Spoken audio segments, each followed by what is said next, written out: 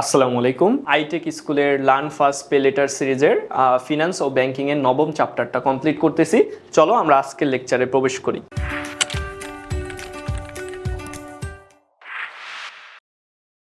So আমরা আগের ক্লাসে আমাদের ফিনান্স ও ব্যাংকের যে নীতিগুলো রয়েছে, প্রথম 8টা নীতি সম্পর্কে বিস্তারিত জেনেছি। এর মধ্যে সবচেয়ে তারল্য এবং মুনাফার নীতি সম্পর্কে এবং এদের মধ্যে কিভাবে ভারসাম্য রাখা উচিত, কেন ভারসাম্য রাখা উচিত সেগুলো সম্পর্কে কিন্তু বিস্তারিত জেনেছিলাম। আমরা আরও জেনেছিলাম যে অতিরিক্ত যদি তারল্য বা ক্যাশ টাকা যদি প্রতিষ্ঠানে থাকে তাহলে বিনিয়োগ কমে যায়, যার ফলে মুনাফা কম হয়। এবং আমরা উল্টাটাও দেখেছি, অর্থাৎ আমরা যদি সব টাকা বিনিয়োগ করে ফেলি তাহলে ক্যাশ টাকা গ্রাহকদের পেমেন্ট করার জন্য যথার্থ তারল্য প্রতিষ্ঠানে থাকে না।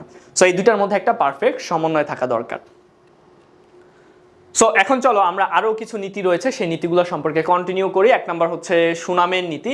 সো একটা প্রতিষ্ঠান অবশ্যই ভালো এবং ভালো ভালো সার্ভিস দেওয়ার মাধ্যমে তার যে সুনাম রয়েছে সেটা মানুষের কাছে তুলে ধরবে, যার ফলে কি হবে, যার ফলে ব্যাংকের সুনাম মানুষের কাছে ছড়িয়ে পড়লে তারা আলটিমেটলি আরও বেশি গ্রাহক পাবে এবং ব্যবসাটা আরও বেশি ভালোভাবে চলবে। তারপরে কি রয়েছে দেখো, তারপরে উন্নয়নের নীতি। ব্যাংক শুধুমাত্র গ্রাহকদের সার্ভিস দিবে এবং মুনাফা অর্জন করবে, it is not like that. ওরা আরও কি করে, ওরা দেশের উন্নয়নে বিভিন্ন ধরনের ভূমিকা পালন করে। সো ওরা কি করে, বিভিন্ন গুরুত্বপূর্ণ সাইটে, বিভিন্ন গুরুত্বপূর্ণ প্রজেক্টে ওরা ইনভেস্ট করে, ইনফ্রাস্ট্রাকচার ডেভেলপমেন্টে সাহায্য করে, অর্থের যোগান দেয়, বিভিন্ন ধরনের ইন্ডাস্ট্রি গড়ে তোলে, যার ফলে কি একদিকে আমাদের দেশের কিন্তু উন্নয়ন হয়। সো এটাও একটা ব্যাংকের গুরুত্বপূর্ণ নীতির মধ্যে পড়ে। তারপরে রয়েছে বিনিয়োগের নীতি। সো ওরা কি করে, ওরা বিনিয়োগ, একটা কোম্পানিতে বিনিয়োগ করা উচিত, বিভিন্ন জায়গায় বিনিয়োগ করা উচিত কি উচিত না সেই জিনিসগুলো যেমনভাবে দেখে, গুছিয়ে দেখে, খতিয়ে দেখে।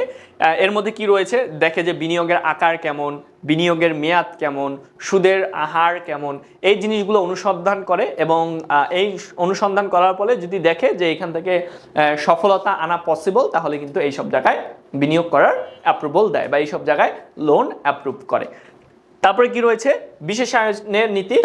আধুনিক যুগে শুধুমাত্র একজন মানুষকে সব কাজ করতে হয় না। সো যে যে কাজে দক্ষ, এরকম মানুষকে দক্ষ করে তোলা হয়। কেউ অফিস ডেস্কে বেস্ট, তাকে ডেস্কে বসাবা।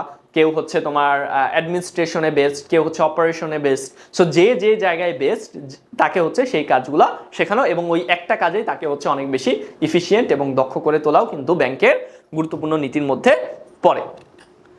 আরও কিছু নীতি রয়েছে দেখো, মিতব্যয়তার নীতি রয়েছে, সততার নীতি রয়েছে, সাবধানতার নীতি রয়েছে। সো আমরা উল্টাপাল্টা অনেক বেশি কষ্ট করতে পারবো না, অবশ্যই আমাদের মিতব্যয়ী হতে হবে। আবার কষ্ট করতে পারবো না বলতে আমাদের গুরুত্বপূর্ণ যেসব জায়গায় কষ্ট করা উচিত, যেমন সিকিউরিটি গার্ড, তারপর সিসিটিভি ক্যামেরা লাগানো, এরকম যে গুরুত্বপূর্ণ কজগুলো রয়েছে সেগুলো কিন্তু আবার আমরা স্কিপ করতে পারবো না। সো আমাদের একদিকে যেমন মিতব্যয়ী থাকতে হবে, পাশাপাশি কিন্তু আমাদের সাবধানতা অবলম্বন করতে হবে।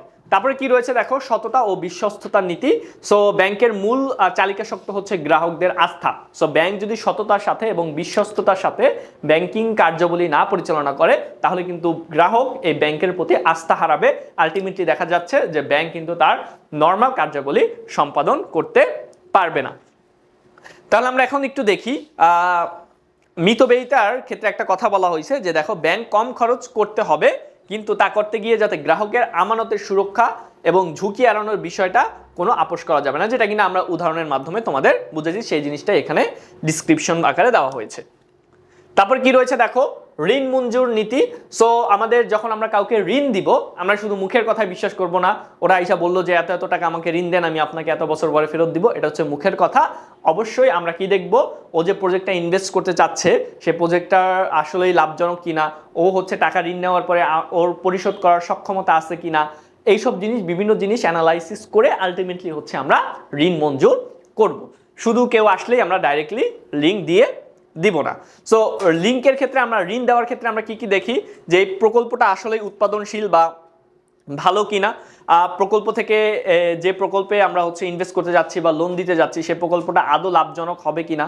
যদি খাতটা দেখা যাচ্ছে যে উৎপাদনশীল, অর্থাৎ বেশি ভালো না এবং এটার থেকে ফলাফল আসা বা লাভ আসাটা অনিশ্চিত, তাহলে ব্যাংক এই আবেদনটা কি করবে, প্রত্যাখ্যান করবে এবং তাকে ঋণ দিবে না। সো এটা ব্যাংকের একটা গুরুত্বপূর্ণ নীতির অংশ।